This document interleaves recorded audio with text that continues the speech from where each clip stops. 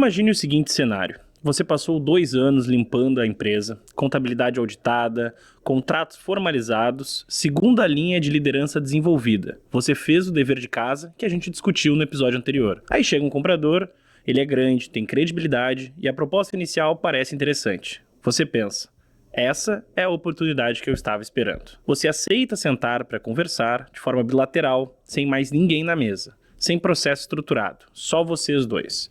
O que acontece nos meses seguintes? O comprador pede mais informações, você manda. Ele pede uma reunião com a sua equipe, você organiza. Ele diz que precisa de mais tempo para analisar e você espera. De repente ele volta com uma oferta menor do que a inicial.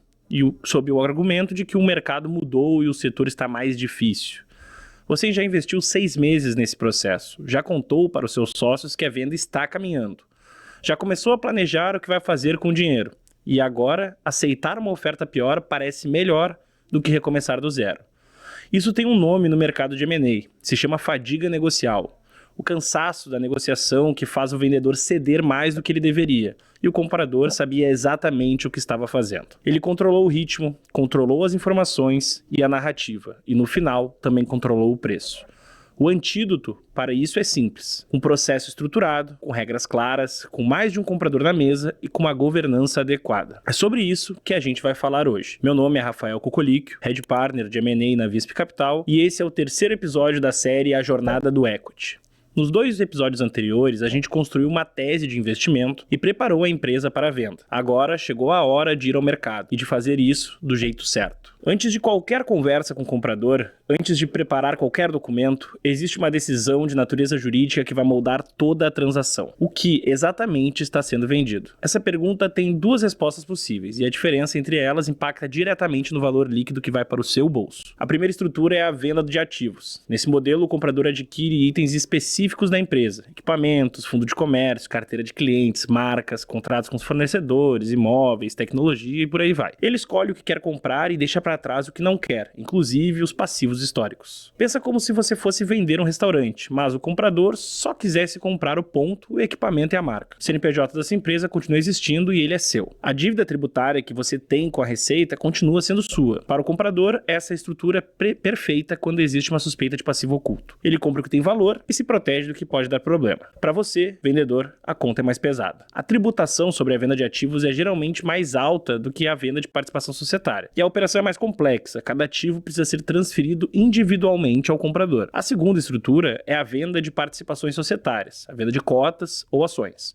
Aqui o comprador compra a empresa inteira, o CNPJ, os ativos, contratos, clientes e também os passivos. Tudo que existe dentro daquela pessoa jurídica passa para as mãos do novo controlador. Para você, essa estrutura tende a ser mais simples operacionalmente e mais eficiente do ponto de vista tributário, dependendo do seu regime. Para o comprador, ela exige muito mais cuidado, porque ele está comprando o histórico inteiro da empresa, visto e não visto. Daí a importância de uma due diligence, daí a importância das cláusulas de representações e garantias no contrato, daí a importância de mecanismos de proteção pós-fechamento, que a gente vai detalhar em episódios futuros. O ponto central aqui é, essa decisão não pode ser tomada no meio da negociação. Ela precisa ser analisada com seus assessores jurídicos e tributários antes de você sentar com o primeiro comprador, porque a estrutura da transação afeta diretamente o preço mínimo que faz sentido aceitar. Se você não sabe quanto vai sobrar no seu bolso depois de impostos, dependendo de cada estrutura, você não sabe se a oferta que está recebendo é boa ou ruim. O maior alavancador de preços numa venda de empresas não é a qualidade dos seus números, não é o crescimento nos últimos 3 anos, nem a posição que você ocupa no mercado, é a competição entre os próprios compradores. Deixa eu explicar o porquê. Quando há apenas um comprador na mesa, ele sabe disso. Ele vai usar esse poder e ele controla o tempo. Atrasa due diligence, pede mais informações e cria incertezas. Ele controla a narrativa, sobre números, sobre o setor, sobre gestão.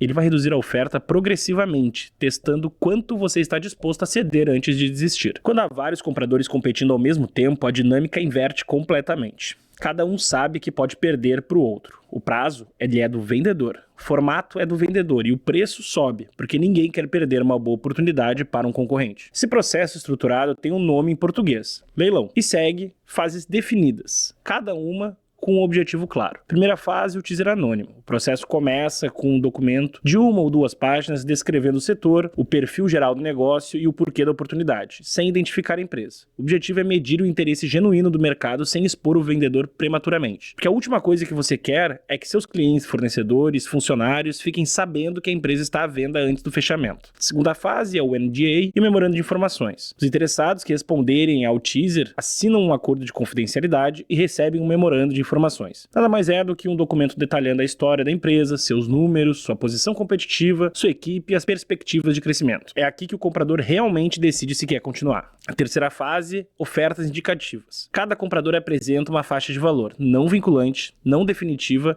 mas comprometida. O vendedor analisa as ofertas, elimina as que não fazem sentido e seleciona os finalistas, que vão avançar para a próxima etapa. A quarta etapa é a Due Diligence e o Data Room. Os finalistas têm acesso a um VDR, um ambiente seguro com todos os documentos relevantes da empresa, como contratos, demonstrações financeiras auditadas, registros tributários, licenças, históricos de litígios. Eles conduzem a investigação com sua equipe jurídica e financeira. A quinta fase é a oferta vinculante. Cada finalista apresenta uma oferta final, com preço definido, estrutura da transação, condições precedentes, representações e garantias e a minuta do contrato. Aqui é onde as cartas realmente ficam na mesa. Fase 6 é a exclusividade e o fechamento. O vencedor entra com exclusividade com o vendedor para negociar os documentos finais e concluir o fechamento. Essa fase tem prazo definido, tipicamente entre 30 a 60 dias, para evitar que o comprador use a exclusividade como instrumento de pressão. 6 fases. Cada uma protegendo o vendedor de uma forma diferente. Cada uma contribuindo para que o preço final reflita o valor de que foi realmente construído. O processo de venda bem estruturado precisa de mais do que fases e documentos. Ele precisa também de governança. Governança é a palavra que o mercado usa para descrever quem tem autoridade para decidir o quê e como essas decisões são tomadas e documentadas. As empresas que têm conselho de administração formalmente constituído, o conselho não é figurante nesse processo. Ele é o próprio protagonista. É responsabilidade do conselho aprovar a decisão de iniciar o processo de venda. É o conselho que define os parâmetros mínimos aceitáveis, como preço, estrutura e condições. É o conselho que vai supervisionar a escolha dos assessores financeiros e jurídicos. É o próprio conselho que delibera sobre as ofertas recebidas e também que garante que todos os acionistas estão sendo tratados de forma justa, incluindo os minoritários, os quais eu vou comentar no próximo bloco. Existe um ponto importante sobre conflito de interesses que precisa ser dito claramente. Se algum membro do conselho tiver relação pessoal ou financeira com o comprador, ou se ele é o próprio comprador, se tem participações no fundo que está sendo adquiridos, ou se tem qualquer interesse que não seja estritamente o melhor resultado para o acionista, ele precisa se declarar impedido. Afastar-se de todas as deliberações relacionadas à venda. Não receber os documentos, não participar das reuniões. Isso não é formalismo. É o que protege a transação de ser contestada depois. Agora, a realidade das empresas pequenas e médias do Brasil é que a maioria não tem um conselho de administração formalmente constituído. O que existe são sócios, tomando decisões em reuniões informais ou por mensagens em aplicativos. Se essa é a sua situação, o princípio é o mesmo que os mecanismos sejam diferentes. A decisão de vender, o preço mínimo aceitável, a escolha dos assessores, a aprovação de ofertas, tudo isso precisa ser documentado. Atas de reuniões de sócios, comunicações formais, registros em cartórios se for necessário. Porque alguém vai auditar isso agora, mas porque se um sócio questionar a transação depois, e isso acontece mais do que você imagina, você vai precisar provar que o processo foi conduzido com transparência e equidade para todos. Existe uma parte em qualquer transação de M&A que raramente aparece nos holofotes, mas que pode ser a mais afetada pelo resultado da negociação, o acionista minoritário. Ele não negociou o preço, provavelmente não teve acesso ao VDR, nem fez parte das reuniões com os compradores. Ele depende inteiramente do controlador para representar seus interesses. E o problema é que os interesses nem sempre estão alinhados. Imagine um cenário simples: o controlador negocia uma venda onde parte do valor é pago diretamente para ele como compensação por uma dívida que a empresa tinha com uma holding dele. Uma estrutura que é legítima do ponto de vista jurídico, mas que efetivamente reduz o valor distribuído para os minoritários. O minoritário recebe menos, o controlador recebe mais. E tudo foi aprovado formalmente. Esse tipo de situação é mais comum do que parece. E ela acontece quando os mecanismos de proteção não existem desde o início. Quais são os mecanismos? O primeiro se chama tag-along. É o direito do minoritário de vender suas participações junto com o controlador nas exatas mesmas condições. Mesmo preço por cota, mesmo prazo de pagamento, mesma forma. Se o controlador vai receber R$10 por cota, o minoritário recebe R$10 por cota. Simples assim. Mas precisa estar escrito no acordo de sócios. O segundo é o direito de preferência. Antes de vender sua participação para um terceiro, o controlador precisa oferecer ao minoritário a oportunidade de comprar nas mesmas condições. Isso garante que o minoritário não seja surpreendido com um novo sócio que ele não escolheu. O terceiro é o laudo de avaliação. Independente em transações com partes relacionadas, quando a venda envolve entidades ligadas ao controlador, um avaliador externo independente precisa atestar que o preço é justo para todos os acionistas, não apenas para quem está do outro lado da mesa. Esses 3 mecanismos não são burocracia jurídica, são o que garantem que uma venda de empresa não se transforme em uma expropriação silenciosa dos minoritários. Se você tem sócios, mesmo que minoritários, mesmo que familiares, esses mecanismos precisam estar no acordo de sócios antes de qualquer processo de venda começar. Existe uma frase que eu gosto de usar com clientes na hora de estruturar um processo de venda. Processo cria competição, competição cria preço, e governança garante que esse preço chegue de forma justa para todos. As 3 partes importam igualmente.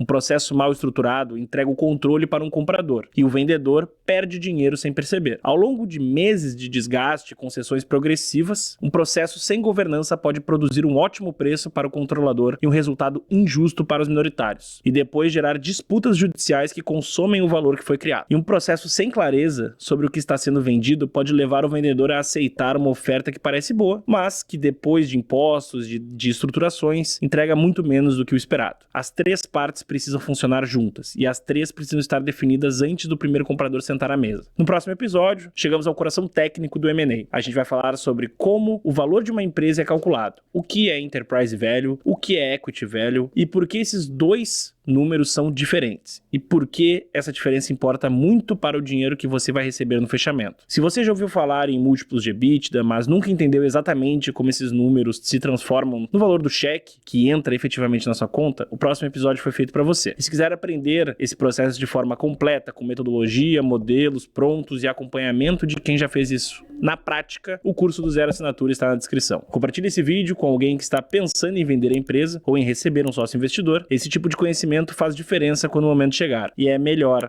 aprender antes de descobrir o que fazer na mesa de negociação. Sou Rafael Cucolíquio e até o próximo episódio.